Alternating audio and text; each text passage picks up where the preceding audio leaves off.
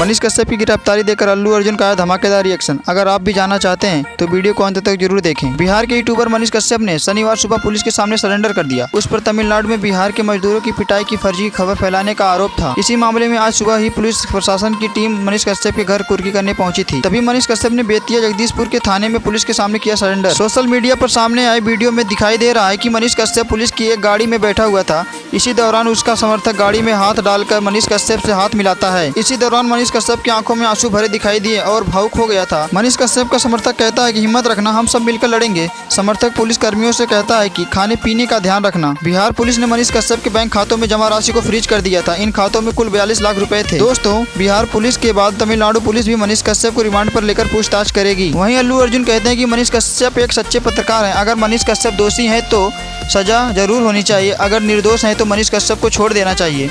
दोस्तों, आपकी क्या राय कमेंट बॉक्स में जरूर बताएं। आगे भी ऐसी जानकारी पाने के लिए हमारे वीडियो को लाइक व चैनल को सब्सक्राइब जरूर कर दें।